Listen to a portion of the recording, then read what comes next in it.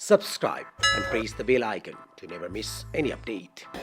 भारतले आफ्नो भूमि नभएको नक्सा प्रकाशित गर्यो। हामीले यति पटक भन्यो नेपालको नक्सा प्रकाशित गर्नु भनेर, कि त हामीले भन्नु पर्यो नेपाली जनतालाई यो नक्सामा हामीसँग नक्सा लेख्ने प्राविधिक छैन। कोरोना भाइरस छ, कोरोनाको प्रकोप छ भन्ने नाउँमा कुराकानीहरूको निम्ति समय पन्छाउने काम छैन। हामीले आफ्नो देशको नक्सा प्रकाशित गर्नै पर्छ।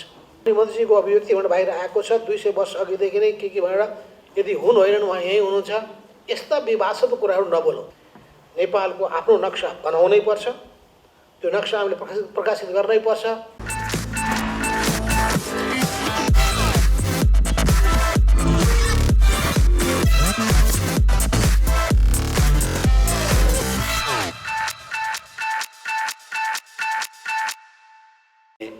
सरकारलाई यो समस्याको समाधानका लागि बल पुगेको छ। विगतभन्दा फरक मैले यसचोटि के देखिरहेको छु भनेदेखि, विगतमा पनि यस्ता प्रश्नहरू त उठ्ने गरेका थिए, तर त्यति बेला समाज विभाजित हुन्थ्यो। सत्ता र प्रतिपक्षका फरक फरक धारणाहरू, कहिले सत्ता पक्ष नै अमुक दृष्टिकोणमा विभाजित भएका अवस्थाहरू हामीले विगतमा देख्यौँ। सम्भवतः समस्याको दीर्घकालीन समाधान नहुनुको पछाडि हाम्रो राष्ट्रिय एकता कमजोर हुनु पनि थियो होला जस्तो मलाई लाग्छ। तर आज सिङ्गो राष्ट्र एक ठाउँमा छ। व्यक्तिका आफ्ना आफ्ना भनाइहरू, कोही मन पर्ने कोही मन नपर्ने, ती आफ्ना कुराहरू होलान्। मैले त्यसलाई गम्भीर रूपमा लिन चाहन्न। राष्ट्रको हित सर्वोपरि हो र राष्ट्रको हितमा आज सिङ्गो देश सत्तापक्ष प्रतिपक्ष, संसदमा प्रतिनिधित्व गर्ने नगर्ने सबै दलहरू र सिङ्गो नेपाली समाज एकताबद्ध छ। यसलाई सरकारले एउटा स्ट्रेन्थको रूपमा लिएको छ, जसले समाधानका लागि मद्दत पुर्याउनेछ।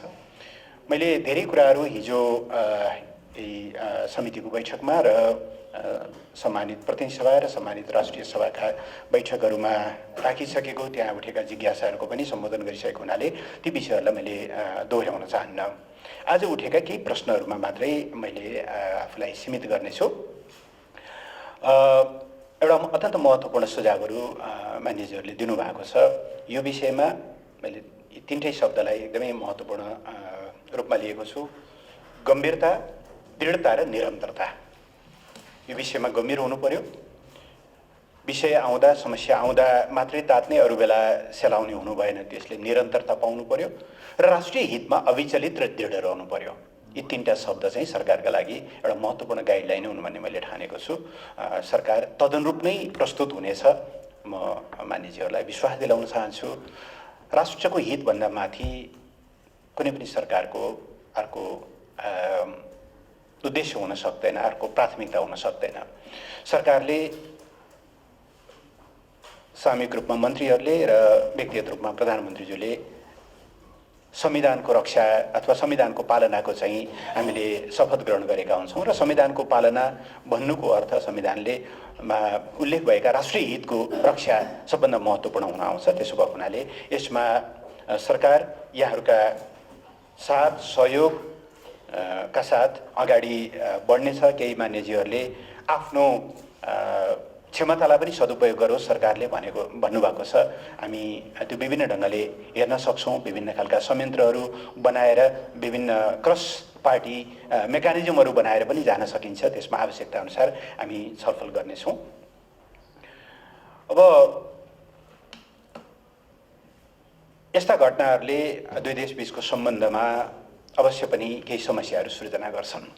हामी भारतसँग एउटा असल छिमेकीपनको सम्बन्धमा रहन चाहन्छौँ। त्यसकारणले भारतको बारेमा हामीलाई कुनै अन्यथा भाव हुने प्रश्नै भएन। तर राष्ट्रिय हित भने सम्झौता रहित कुरा हो। भौगोलिक अखण्डता सम्झौता रहित कुरा हो। सार्वभौम सत्ता सम्झौता रहित कुरा हो। त्यसबाट न त मित्रताका नाउँमा हामीले राष्ट्रिय हितमा कुनै कमजोरी गर्न सक्छौँ, न त राष्ट्रिय हितमा अडिरहेको बेला फेरि मित्रतालाई जहाँसुकै जाओस् नै भन्न सक्छौँ। हामी राष्ट्रिय हितलाई केन्द्रबिन्दुमा राखेर असल छिमेकीपनको विकास गर्न चाहन्छौँ। हामीले खोजेको हाम्रो हक मात्रै हो। नेपालको झन्डै 40% भूभाग सुगौली सन्धि मा गुम्यो त्यसलाई त हामीले स्वीकार गरेकै हौँ, हामीले सम्झौता गऱ्यौँ। तर सुगौली सन्धिले जे निर्दिष्ट गरेको छ, पश्चिममा महाकाली, पूर्वमा मेची, दक्षिणमा तराईका विभिन्न सीमाहरू, उत्तरमा हिमालय, केही ठाउँमा हिमालयभन्दा पर, खास गरेर भारतसँग कुरा गर्दा सुगौली सन्धिले तय गरेको त्यो सीमाभित्रको एउटा अखण्ड नेपाल हामीले चाहेको हो। तर विभिन्न कारणले म इतिहासतिर पनि धेरै फर्किन चाहन्न। इतिहासले सबै कुराहरू ठिक गरिदिएको भए आज हामी यहाँ छलफल गर्नु पनि पर्ने थिएन, हाम्रो काँधमा यो दायित्व आउने पनि थिएन। म इतिहासका ती कुराहरू पनि दोहोऱ्याउन चाहन्न, तर इतिहासमा रहँदै आएका कमजोरीको कारणले आज यो समस्या एउटा बल्झिरहेको, कचल्टिरहेको एउटा घाउको रूपमा चाहिँ देखा परेको छ। हामी असल छिमेकीपनका आधारमा कूटनीतिक माध्यमबाट यसको समाधान गर्न चाहन्छौँ। तर नेपाल तुलनात्मक रूपमा सानो होला, तर मुलुकको, अघि मान्यजीहरूले भन्नुभए जस्तै मुलुकको सार्वभौम सत्ता सानो या ठुलो भन्ने हुँदैन। 2015-2016 ताक जति बेला संविधान निर्माण र त्यस पश्चातको एउटा नाकाबन्दीको स्थिति सृजना भयो, सम्माननीय प्रधानमन्त्री केपी शर्मा ओलीले त्यति बेला एउटा अत्यन्त जबरजस्त ढङ्गले एउटा मान्यतालाई अगाडि बढाउनु भयो। त्यो मान्यता आज प्रत्येक नेपालीको जिब्रो जिब्रोमा छ। मुलुकहरू भूगोलको हिसाबले साना या ठुला हुन सक्छन्, जनसङ्ख्या धेरै या थोरै हुन सक्छ, आर्थिक सामर्थ्य बलियो वा कमजोर हुन सक्छ, तर सार्वभौम सत्ता सानो र ठुलो, बलियो र कमजोर भन्ने हुँदैन, त्यो बराबर हो। र हामी त्यही सार्वभौम चाहिँ राष्ट्रका हैसियतले आफ्ना चाहिँ हिजो नसुल्झिएका समस्याहरूको कूटनीतिक समाधान खोज्न चाहन्छौँ। बस त्योभन्दा बढी पनि होइन, त्योभन्दा कम पनि होइन। यस मामलामा सरकार बहुत प्रष्ट छ। म त्यही कुरालाई अलिकति रिइटरेट गर्न चाहन्छु। सचिव स्तरीय संयन्त्र हो, त्यो दुवैले स्वीकार गरिसकेको अवस्था छ। अस्ति भदौमा भारतीय विदेश मन्त्री एस जयशङ्कर आउनुहुँदा हाम्रो 5औं जोइन्ट कमिसनको बैठकले पनि त्यो बैठक बस्नको निम्ति निर्देशन दिएको छ। त्यहाँबाट सुरु गरौँ भन्ने हाम्रो प्रस्ताव हो। तर परराष्ट्र मन्त्री लेभलमा, प्रधानमन्त्री लेभलमा, वाट एभर लेभलमा हामी कुरा गर्न चाहन्छौँ, अविलम्ब कुरा गर्न चाहन्छौँ र वार्ताबाट समाधान गर्न चाहन्छौँ। निश्चय नै अस्ति मैले भारतीय विदेश मन्त्रालयका प्रवक्ताको वक्तव्य हेरेँ। कोरोना पछि वार्ता गर्न तयार छौँ भन्नुभएको छ। हामी त्यति पर्खिने पक्षमा छैनौँ। त्यसो भएर छिटो वार्ता सुरु गरिनुपर्छ भन्ने छ। अब यसमा केही मान्यजीहरूले भर्चुअल मिटिङको पनि कुरा गर्नुभएको छ। अब राष्ट्रिय हितसँग जोडिएको असाध्यै संवेदनशील विषय भएको हुनाले यसका डेटाहरूको सुरक्षाको प्रश्न चाहिँ अवश्य उठ्छ। त्यसको व्यावहारिकताको बारेमा हामी हेर्नेछौँ। तर हामी यो विषय भोलि गरे पनि हुने हो, फुर्सदमा गरौँला भन्ने पक्षमा छैनौँ। नोभेम्बर 2 देखि सरकारले निरन्तर ताकेता गरिरहेको छ। पत्राचारहरू गरेका छौँ, वार्ताको डेट प्रस्तावित गरेका छौँ, अनौपचारिक कुरा गरेका छौँ, औपचारिक कुरा गरेका छौँ, टेलिफोन कुराकानी गरेका छौँ। हामी लगातार गजगजाइरहेका छौँ र हामी त्यही बाटोमा नै अगाडि बढ्छौँ, सबै खालका सामर्थ्यहरूको लागि प्रयोग गर्दै।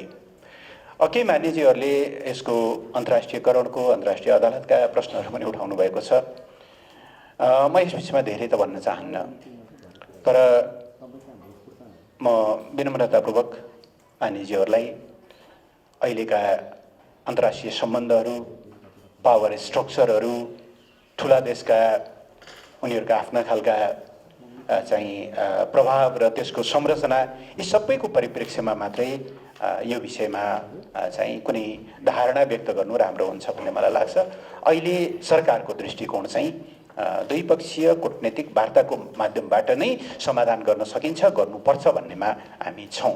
अब यो विकल्पले काम गरेन भने के भन्ने बारेमा जति बेला त्यो निष्कर्षमा हामी पुग्छौँ त्यति बेला छलफल गरौँला। तर आजका हकमा हामी चाहिँ कूटनीतिक माध्यमबाट नै समाधान गर्नुपर्छ, गर्न सकिन्छ भन्ने कुरामा दृढ रहेको म विश्वास व्यक्त गर्न चाहन्छु। मानिसहरूले अब यो विषयमा चीनसँग पनि कुराकानी गर्नुपर्ने आवश्यकता पैदा भयो भनेर भन्नुभएको छ। निश्चय नै दुईटा कारणले यो विषयको टुङ्गोमा चीन जोडिने त स्थिति देखियो। पहिलो, त्यसै पनि नेपाल, भारत र चीनको बिचमा त्रिदेशीय बिन्दु टुङ्गो भएको थिएन विगतदेखि नै। त्यही टुङ्गो नभएको कारणले 1961मा चीनसँग सीमा सन्धि हुँदा र 1962-63बाट चाहिँ 63मा प्रोटोकलमा हस्ताक्षर भएर नापी सुरु हुँदा हामीले लिपुलेखभन्दा पूर्वपट्टि नम्बर 1 पिलर खडा गरेर त्यहाँबाट स्टुवार्ड 97सम्मका पिलरहरू गाड्दै गयौँ। 0 नम्बर पिलर किन त्यति बेला गाडिएको छैन भन्दाखेरि त्रिदेशीय बिन्दु त्यति बेला टुङ्गो भएको थिएन। त्यो टुङ्गाउनु बाँकी छँदैछ। अब यसमा चीनले 2015मा भारतीय प्रधानमन्त्रीको चीन भ्रमणताका जुन संयुक्त वक्तव्य जारी भयो, अघि पनि मान्यजीहरूले उल्लेख गरिसक्नुभयो, हिजो पनि मैले त्यो कुराहरू बताएँ। बुँदा नम्बर 28मा लिपुलेखलाई द्विदेशीय ट्रेड बिन्दुको रूपमा चाहिँ उल्लेख गरिसकेपछि अब यो विषयको छिनोफानोमा कहीँ न कहीँ चीनको पनि सहभागिता, संलग्नता जरुरी देखियो। तर त्योभन्दा पहिले हामी चाहिँ भारतसँगै कुरा गर्छौँ। पहिले भारतसँगको हाम्रो सिमाना छिनोफानो गर्छौँ, त्यसपछि हामी त्रिदेशीय बिन्दुको कुरा गर्छौँ र लिपुलेखको सन्दर्भमा भएको त्यो सहमतिको बारेमा मे 15मा त्यो सहमति भयो, जुनमा होला जस्तो लाग्छ। हामीले त्यति नै बेला नेपाल सरकारले दुवै देशलाई चाहिँ आफ्नो गम्भीर असहमति प्रकट गरेर डिप्लोमेटिक नोट पठाइसकेको अवस्था छ। त्यसैमा टेकेर हामी यो विषयमा चाहिँ अगाडि बढ्छौँ। एकछिनको निम्ति यो लिपियाधुरा समेटेको नक्साको कुरा नगर्ने हो भने पनि लिपुलेख त अहिले अलरेडी नेपालको नक्सामा छँदैछ।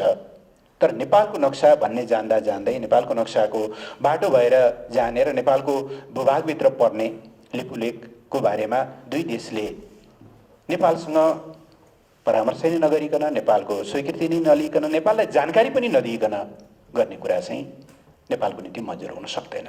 नेपालको हित जोडिएको विषयमा कुनै तेस्रो पार्टीको बीचमा हुने छलफल नेपालले स्वीकार गर्न सक्दैन।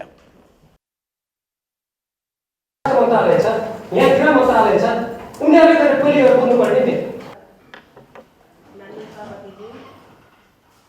ल हामी सैनिक रूपमा त्यति ठुलो छैन, शक्तिशाली नहौँ, सार्नु सत्ता कसैको भन्दा कमाउन सक्दैन। भारतले आफ्नो भूमि नभएको नक्सा प्रकाशित गर्यो। सुगौली सन्धि भनौँ या मैले भर्खरै उच्चारण गरेका सन्धि सम्झौता या नेपालको दुई देशको बिचका सहमतिका कुनै पनि प्रसङ्गमा नमिल्ने गरी उसले नक्सा प्रकाशित गर्यो। अनि उसले नभएको जग्गा आफ्नो प्रकाशित गर्ने। हामीले यति पटक भन्यौँ नेपालको नक्सा प्रकाशित गरौँ भनेर, कि त हामीलाई भन्नु पर्यो नेपाली जनताले यो नक्सामा हामीसँग नक्सा लेख्ने प्राविधिक छैनन्, यदि प्राविधिक समस्या हो भने नक्सा बनाउने मान्छे छैनन्, या हाम्रो अध्ययन पुरा भएको छैन।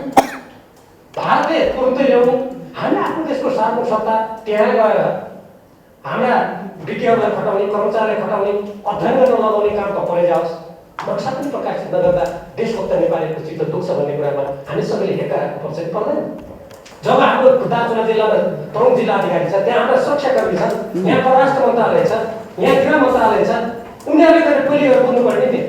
दिल्लीको राष्ट्रले के बुझ्ने? उहाँले ठिक छ कूटनीतिक रूपमा कुरा गर्नुहोस्, त्यो मैले आपत्ति जनाएँ है। तर स्थलगत रूपमा के छ भन्ने कुरा त जब हाम्रो सिमाना हो, हाम्रो भूमि हो भने नेपाल सरकारले किन नहेर्ने? त्यो हेरियोस्।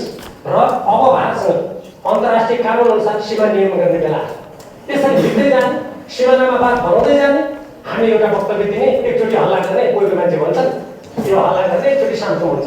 इतिहासमा त्यस्तो भएको पनि छ, मान्छे त्यतिकै भइरहेको छैन। अब त्यो स्थितिको हामीले अन्त्य गर्नुपर्छ।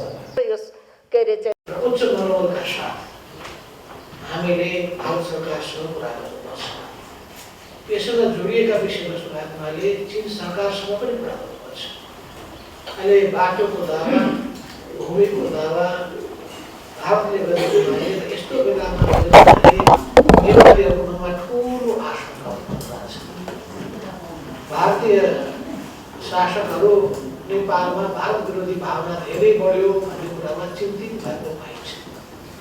भारत विरोधी भावना किन बढिरहेको छ? यसो कारण के हो? यसो कारणहरू यस्तै खालका गतिविधि सिमाना जस्ता सवाललाई त प्रश्न पार्न सकिन्छ। यो साना साना कुरामा विवाद हुने गर्दछ। पिलर भत्काइदिने, पिलर सार्ने, भूमि मिचिने, आफ्नो संलग्नता देखाउने, यी सबै चिजले गर्दाखेरि सार्वजनिक राष्ट्रप्रति, छिमेकी राष्ट्रप्रति भारतको दृष्टिकोण नै ठिक छैन कि भन्ने गम्भीर प्रश्न उठिरहेको छ। त्यसैले अहिलेको जुन ढङ्गले मानव समुदायले बाटो निर्माण गर्ने अनि त्यसको उद्घाटन गर्ने काम भएको छ, त्यो अत्यन्तै दुःखद आपत्तिजनक विषय। यसले नेपालको र भारतको बिचमा भएका सहमति र सम्झौताको पनि गम्भीर उल्लङ्घन गरेको छ। सँगसँगै नेपालको सार्वभौमता र अखण्डतामाथि प्रहार भएको ठाउँको छ। यस अर्थमा हामीले भारत सरकारको विरोध गरिरहेका छौँ र नेपालको भूभागमा कुनै पनि किसिमको संरचनाहरू निर्माण नगर्नका लागि र प्रयोग नगर्नका लागि हामीले आग्रह गर्नुपर्दछ। यो विवादलाई ठिक छ बसेर सम्झौता गर्न सकिन्छ, तथ्यको आधारमा त गर्न सकिन्छ। त्यो डिस्प्युट कसरी समाधान गर्ने उपाय खोजी गर्न सकिन्छ। तर जबसम्म त्यो डिस्प्युटेड छ भने त्यो डिस्प्युटेड ठाउँमा किन अनावश्यक विवादित कामहरू गर्ने, यस कुरामा उहाँहरूले हामीले कन्भिन्स गर्नुपर्ने आवश्यकता छ। अब विगतदेखि नै समस्या खडा भए वास्तवमा 2019को नोभेम्बर 4मा जब भारतले नयाँ नक्सा प्रकाशित गर्यो, त्यो बेलादेखि यो चर्केर गयो। यो विषयवस्तु त पहिलेदेखि हामीले उठाउँदै आएका पनि हो। मलाई लाग्छ तपाईँहरूलाई पनि थाहा होला, त्यतिखेर तत्कालीन नेकपा मालेमा हामीले यस विषयमा गम्भीर विषयको रूपमा उठाएर भारत सरकार नेपाल सरकारको ध्यान आकर्षित गरेर दस्तावेज पनि प्रकाशित प्रिन्टेड डकुमेन्ट व्यवहार गर्छ। त्यसो भने यहाँ के माथि सदस्यले के भन्नुभन्दाखेरि कहाँ नेपालको त्यसमा हात लाग्छ कि लाग्दैन भन्ने यस्ता कुराहरू थियो, बेकारको वाहियात कुरा। किनभने जम्मै तथ्यले के बताउँछ भन्दाखेरि कि नेपालको पश्चिम सिमाना भनेको लिम्पिया धुरासम्म पर्दछ र लिम्पिया धुरा विषयको नदीलाई वास्तवमा काली नदी नै नेपालको सिमाना भएको हुनाले त्यसलाई पुष्टि गरेर थुप्रै आधारहरू छ, नक्साहरू रहेका दस्तावेजहरू छन्। सबै भन्न चाहन्न, थुप्रै नक्साहरू छ। 1930को नक्साको कुरा गरौँ, 34को कुरा गरौँ, 35को कुरा गरौँ, 37को कुरा गरौँ, 41को कुरा गरौँ, 46को कुरा गरौँ, त्यहाँ दस्तावेजको कुरा गरौँ, 60को कुरा गरौँ, 1923को कुरा गरौँ, 1815को कुरा गरौँ, 1817को कुरा गरौँ, यस्ता अनेक तथ्य प्रमाणबाट के बुझिन्छ भने त्यो नदी पश्चिमको नेपालको सिमानाको त्यो महाकाली काली नदी हो र काली नदी भनेपछि त्यहाँबाट त्यो त्यहाँसम्मको भाग नेपालको पर्दछ भनेर त्यतिखेरै तत्कालीन सरकारले भारत सरकारले स्वीकार गरिसकेको र हाम्रो माथि भनिसक्नु कि त्यसपछि त्यस्तो अरू कुनै पनि एग्रिमेन्ट भएको छैन जुन एग्रिमेन्टको आधारमा त्यो भागमा नेपालले आफ्नो दावा छोडेको होस्। अब यति प्रश्न भइसकेपछि पनि किन अनावश्यक रूपमा मित्रसँगको सम्बन्धलाई सुमधुर बनाउनु पर्नेमा अविश्वास बढाउँदै जाने किन स्थिति बनिरहेको छ। त्यसो हुनाले यसलाई हल गर्नको लागि अहिले पनि कुरा गर्न सकिन्छ, भिडियो कन्फरेन्सको माध्यमबाट कुराकानी गर्नु पर्यो। किन यसले नेपाली जनमत उद्वेलित छ, आक्रोशित पनि छ, यो भावना भड्किरहेको छ, देशभक्तिको भावना बढिरहेको छ, भारत विरोधी भावना बढिरहेछ। तर त्यसो भएको हुनाले अहिले चाहिँ कोरोना भाइरस छ, कोरोनाको प्रकोप छ भन्ने नाउँमा कुराकानीहरूको निम्ति समय पन्छाउने काम छैन, अहिले गरिहाल्नुपर्छ। अब अर्को कुरा के छ भने हामीले आफ्नो देशको नक्सा प्रकाशित गर्नै पर्छ। यो प्रकाशित नगरिकन हाम्रो माननीय मन्त्रीजीको अभिव्यक्ति भनेर बाहिर आएको छ 200 वर्ष अघिदेखि नै के भनेर, यदि हुन होइनन् उहाँ यहीँ हुनुहुन्छ, यस्ता विवादको कुराहरू नबोलौँ। प्रेसले गरेको छ भने तुरुन्तै खण्ड आइहाल्नु, गलत कुरा आएको छ भने खण्डन भइहाल्नु पर्यो। होइन भने यो अनाधिकारिक रूपमा चाहिँ यस्तो चिजहरू बोल्ने, समस्या सृजना गर्ने, जटिलतामा फस्ने अनि सरकारलाई बदनाम गर्ने कामहरू नहोस्। नेपालको आफ्नो नक्सा बनाउनै पर्छ, त्यो नक्सा हामीले प्रकाशित गर्नै पर्छ। मैले के सुनिरहेको छु भने शिक्षा मन्त्रालयबाट पुस्तकमा नेपालको नक्सा बनाउने कुराको सन्दर्भमा पनि अनावश्यक आपत्ति गर्ने कामहरू भयो अरे, यो आपत्ति गर्ने काम नगर्नुहोस्।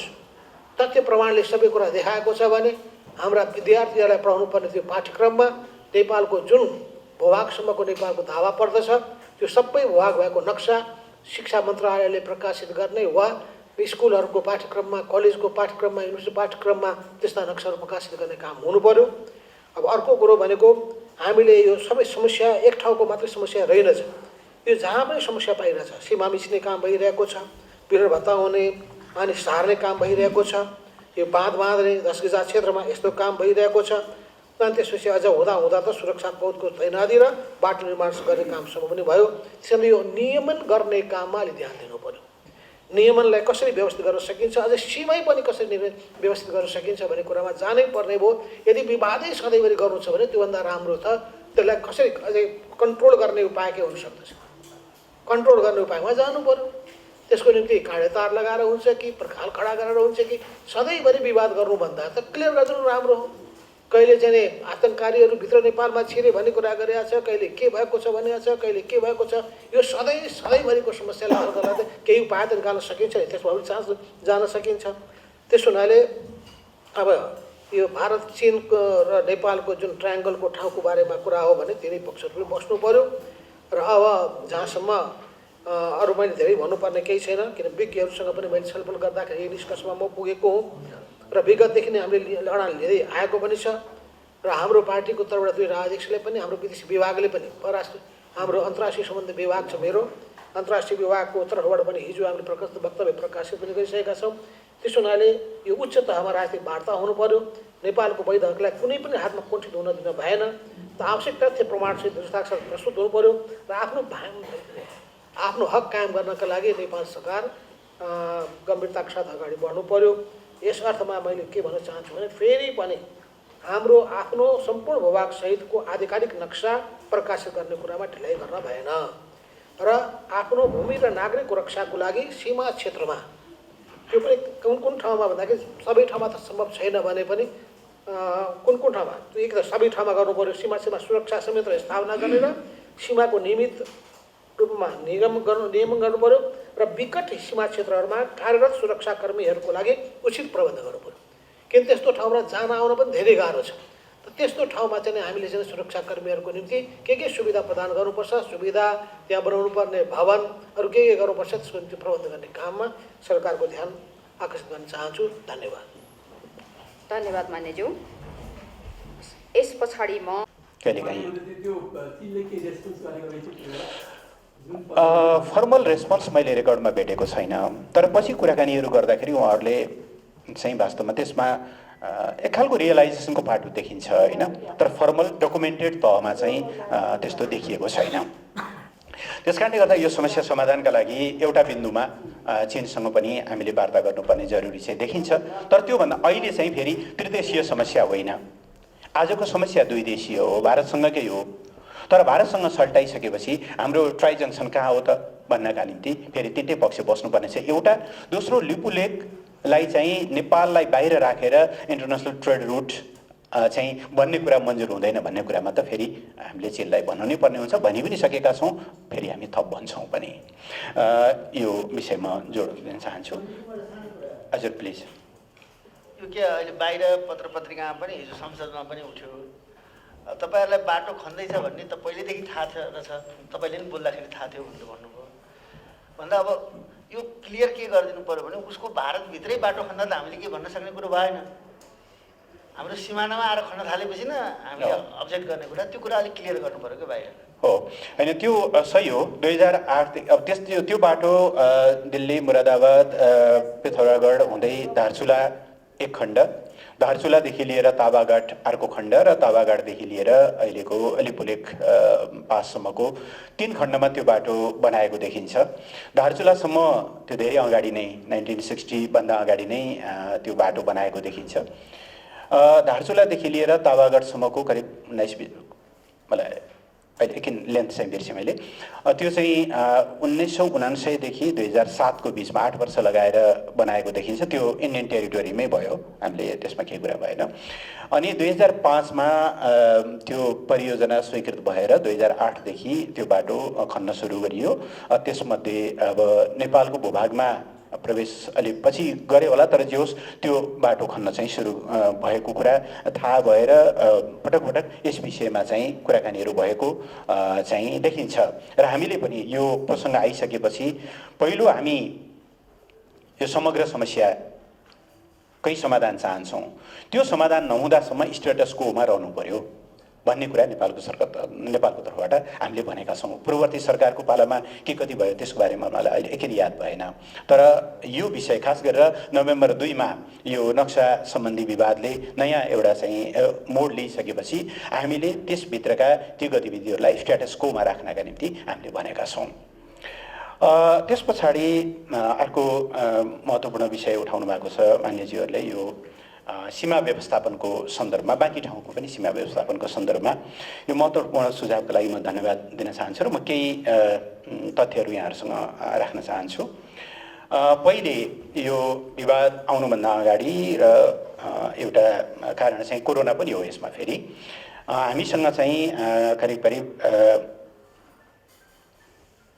112वटा बिओपीहरू थिए स्थायी रूपमा।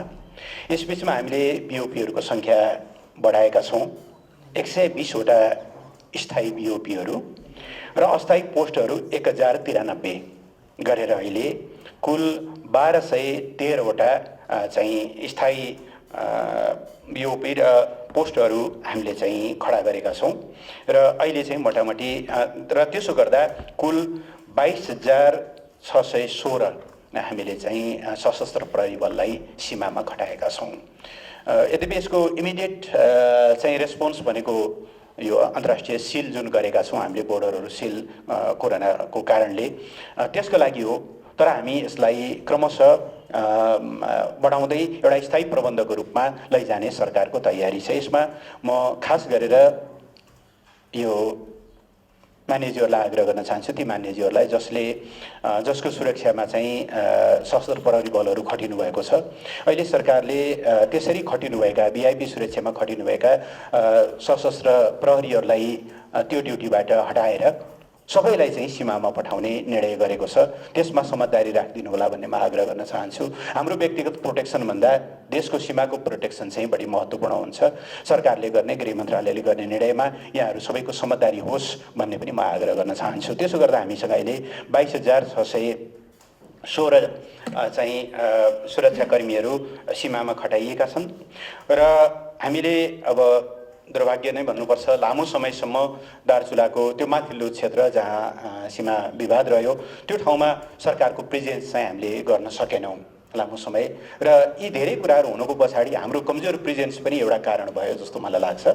त्यस कारणले गर्दा त्यो प्रेजेन्सलाई सशक्त बनाउनको निम्ति छाङ्ग्रुमा अहिले बिओपी बनाउने निर्णय भएर त्यहाँ फौज को डिप्लोयमेन्ट चाहिँ अब लगत्तै हेलिकप्टरबाट त्यहाँ ल्यान्ड गर्ने कुरा छ। अहिलेसम्म बढी चिसो भएको कारणले अलिकति, किनभने अब त्यहाँ एकदम अल्टिच्युडको कारणले स्थायी प्रबन्ध गर्न नसकिने, स्थायी प्रबन्धका लागि एकछिन समय लाग्ने भएको हुनाले हामी एकछिन वेट गरेका थियौँ। अब आजभोलिमै त्यहाँ हामीले चाहिँ बिओपी, स्थायी बिओपी त्यहाँ राख्छौँ छाङ्ग्रुमा र पछि त्यहाँ चाहिँ हामीले बिस्तारै एउटा सिङ्गो चाहिँ सशस्त्र प्रहरी बलको बटालियन नै राख्ने योजना छ।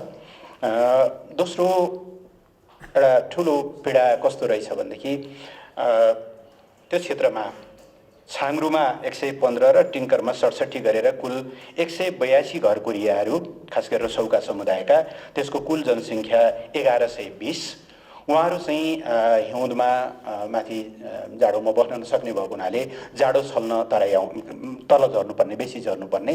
तर दुर्भाग्य कस्तो भने हामीले अहिलेसम्म घोडेटो बाटो पनि नबनाएका। त्यसले गर्दाखेरि भारतमा पास लिएर भारतीय भूमि भएर आउनुपर्ने अवस्था। यो स्थितिलाई अन्त्य गर्नको निम्ति बजेट छुट्याइएको छ।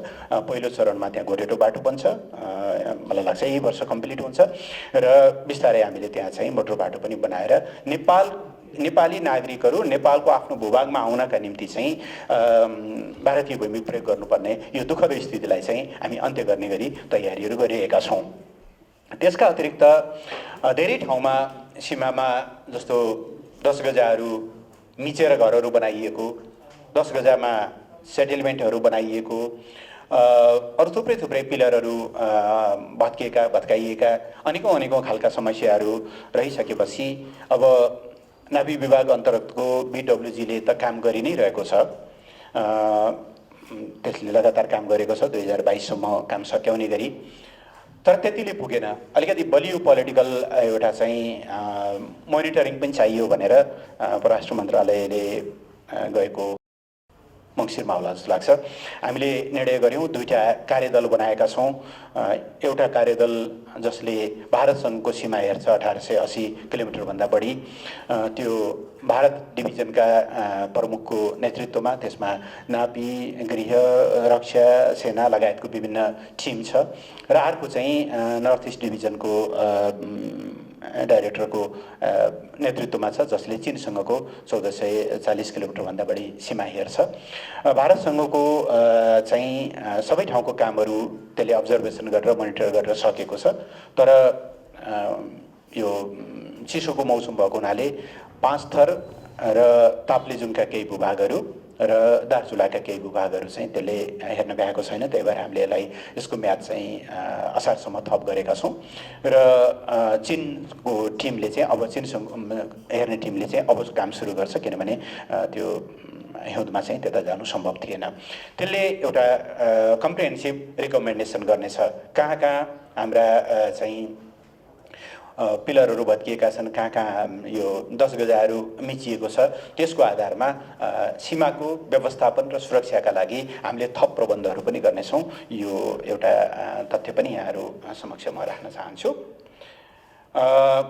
माननीय सभाज्यूले यो सुरक्षाकर्मीहरूको लजिस्टिकको कुराहरू गर्नुभएको छ। निश्चय नै अहिले अस्थायी रूपमा खटाइएका चाहिँ धेरै सुरक्षाकर्मीहरूलाई अप्ठ्यारो परेको छ, थाहा छ। तर हामीलाई कस्तो भयो भने सबै प्रबन्ध गरेर पठाउन सक्ने अवस्था थिएन।